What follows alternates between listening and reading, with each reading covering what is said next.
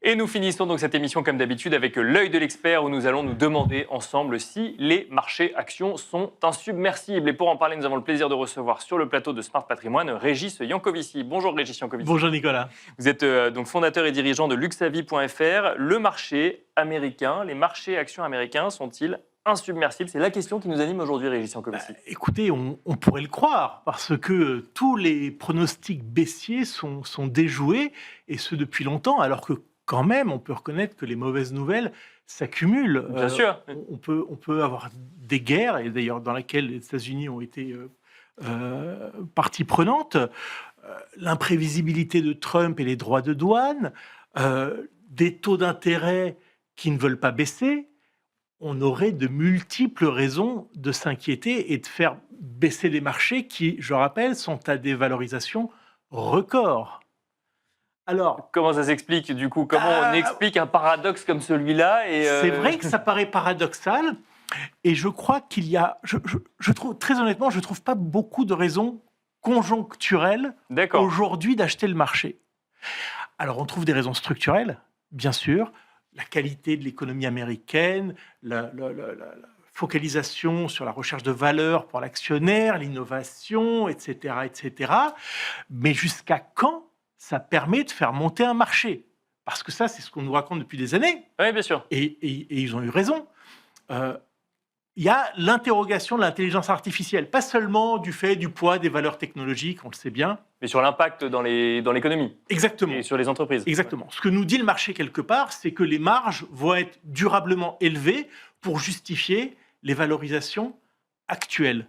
Mais il faut se souvenir que le marché a pour habitude de brûler très rapidement ce qu'il a aimé. Moi, j'aime bien reprendre cet exemple de Cisco, qui était la première capitalisation mondiale dans les années 2000. Il faut bien voir qu'on est en train de se rapprocher des cours de Cisco d'il y a 25 ans. D'accord.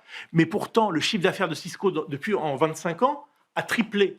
Ses résultats ont doublé. Donc, économiquement, ça a bien fonctionné quand même, c'est pas mal. Et pourtant, boursièrement, c'est pas bon. Donc, je dirais qu'il y a donc surtout des raisons structurelles d'acheter le marché, peu de raisons conjoncturelles. On voit bien, la croissance est en train de ralentir.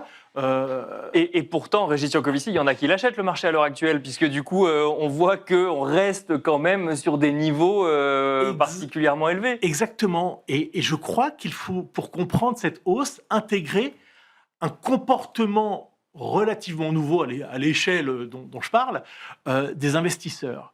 Ils ont intégré cette dimension structurelle que le marché américain devait être le leader, que les marchés d'actions sont les plus porteurs à long terme, et donc ils achètent régulièrement à travers des DCA, etc., des investissements réguliers sur les marchés d'actions. Ça veut dire qu'on a sur les marchés des investisseurs insensibles aux mauvaises nouvelles, quel que soit le profil de l'investisseur? Eh bien, quelque part, c'est ça, effectivement, mais ils ont eu raison, et tous les backtesting montrent qu'ils ont raison d'adopter cette méthode-là.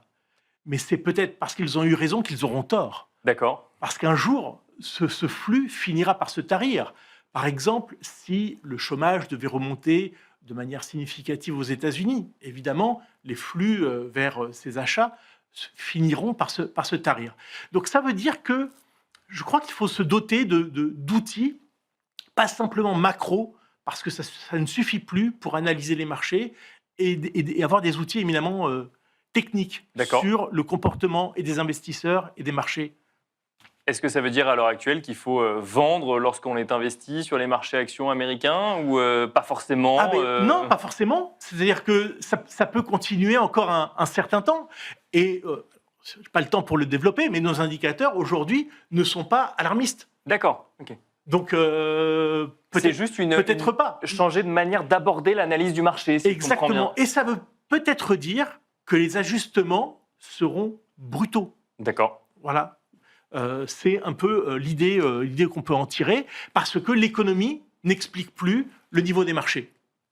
Et si l'économie n'explique plus le niveau des marchés, ça veut dire que le jour où on comprend potentiellement les drivers des marchés, il peut y avoir un réveil un peu brutal. Il peut y avoir un réveil brutal, comme il y a eu il y a presque un an, début août, où le marché a corrigé extrêmement violemment. À cette époque-là, certains appelaient à une action urgente de la Fed, évidemment, qui n'a pas eu lieu, mais on voit que les décrochages peuvent être extrêmement rapides, et je pense qu'on en aura dans les prochains mois. Merci beaucoup Régis Merci, Jancovici, Nicolas. fondateur et dirigeant de luxavi.fr. Merci beaucoup et merci à vous de nous avoir suivis. On se retrouve très vite sur Be Smart for Change.